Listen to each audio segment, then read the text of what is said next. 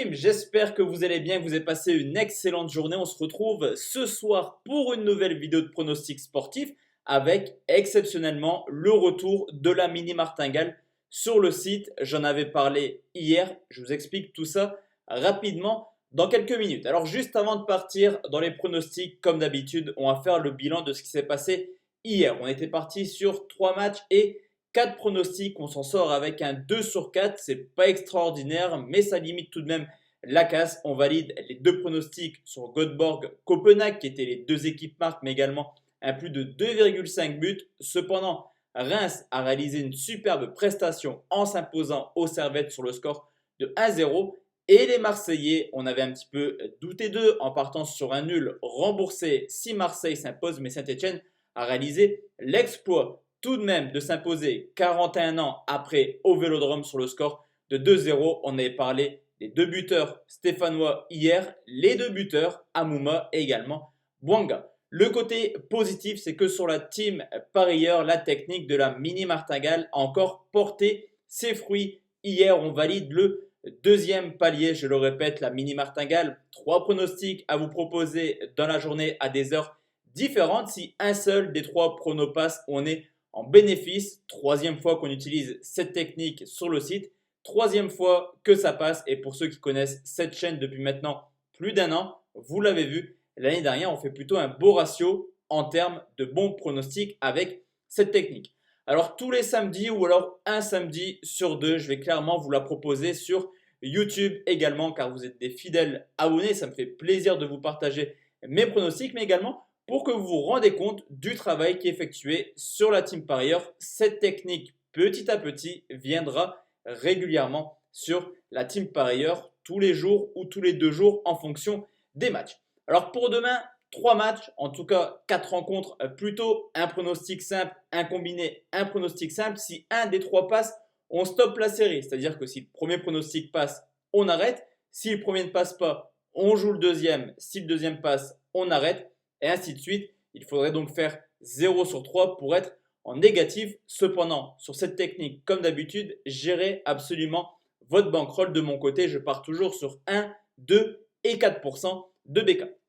On commence pour le premier palier en Bundesliga. C'est Stuttgart qui reçoit Fribourg. Stuttgart qui a rapidement fait un aller-retour Bundesliga 2, Bundesliga en terminant 2e l'année dernière du côté de Fribourg. Très belle 8e place à seulement un petit point des places qualificatives pour l'Europa League en termes de transfert, comme pour l'ensemble du football mondial. RS des 2 côtés, mis à part l'arrivée de l'Angevin Santa Maria du côté de Fribourg.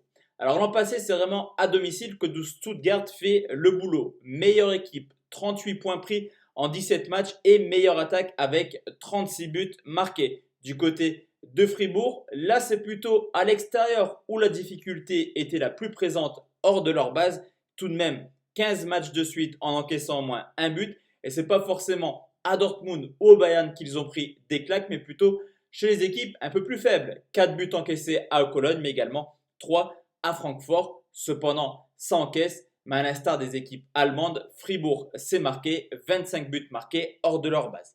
Alors au niveau des matchs amicaux, mauvaise nouvelle tout de même pour Stuttgart, c'est l'absence de leur meilleur buteur l'an passé en la personne de Gonzalez qui s'est blessé contre Strasbourg après une victoire 4-2. Cependant, Stuttgart a quand même pas mal de joueurs assez plaisants offensivement. De plus, quand on regarde un petit peu l'historique des confrontations entre Stuttgart et Fribourg, on peut remarquer que le dernier 0-0 date des années 2000. 22 matchs de suite en 0-0 et pire que ça, sur les 10 dernières rencontres, 9 fois au moins 3 buts. En Allemagne, on a du but dans ces confrontations, on a du but. La cote me paraît assez élevée et je vais partir pour ce premier palier sur un plus de 2,5 buts côté 1,62.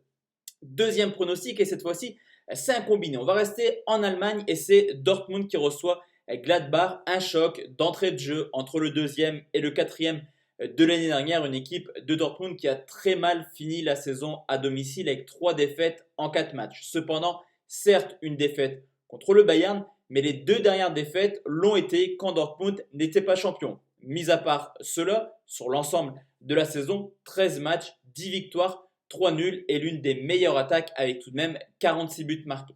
Du côté de Gladbach, pendant que le Bayern, Dortmund et Leipzig tournaient à plus de 2 points par match hors de leur base, eux ils tournaient une moyenne de 1,5 points. Une équipe qui a quand même pas mal de difficultés à l'extérieur et qui, contre les gros, a perdu au Bayern, à Dortmund et fait également un nul à Leipzig en 17 matchs à l'extérieur. Tout de même 6 défaites pour Mönchengladbach. Ce qui va faire plaisir clairement cette année, c'est d'avoir le vrai duel sur la saison entière entre Lewandowski et Haaland. Haaland, auteur de 13 buts en 15 matchs avec Dortmund et qui peut également compter sur une petite pépite américaine en la personne de Reina. Du haut de ses 17 ans, il était titulaire cette semaine en coupe et a marqué un but. Également une belle recrue, en tout cas un joueur qui était vraiment pressenti pour partir. La présence de Sancho demain, ça fait plaisir pour Dortmund. Historiquement, c'est plus une tendance, c'est une réalité. Sur les 20 derniers matchs, 17 victoires pour Dortmund, 2 nuls, une seule victoire pour Mönchengladbach. Réapparition du public, certes en petit comité, mais ça pourrait, je pense, pousser Dortmund à s'imposer et je vais partir sur une victoire de Dortmund, c'est coté 1,63.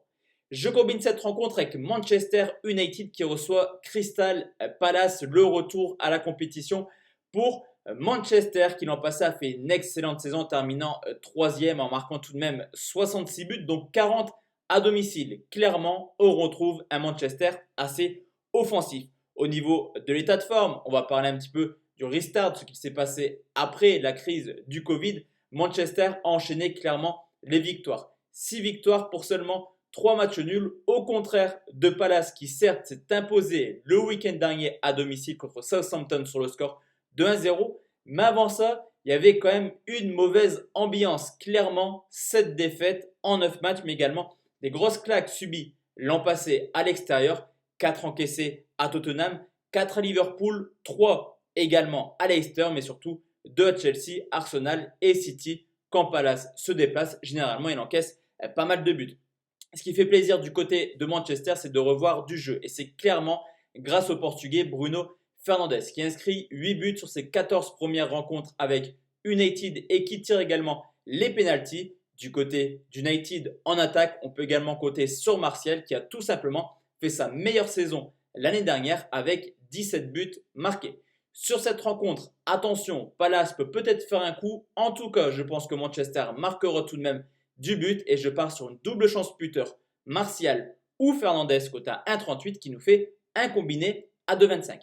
Et la team, le dernier pronostic qu'on joue si et seulement si le pronostic simple et le combiné ne passe pas, c'est le Celta Vigo qui reçoit Valence, match à 21h. C'est une crise carrément du côté de Valence, crise financière. Les joueurs ne sont plus payés, il y a des dettes, etc. On ne sait plus réellement ce qu'il se passe dans ce club qui a perdu cet été des éléments offensifs. Rodrigo Torres, des éléments au milieu du milieu de terrain, Parreiro, Coquelin, mais également en défense avec Florenzi qui retourne à la Roma pour aller au PSG également. Garay, on ajoute à cela l'absence pour blessure du côté de Valence de Mangala.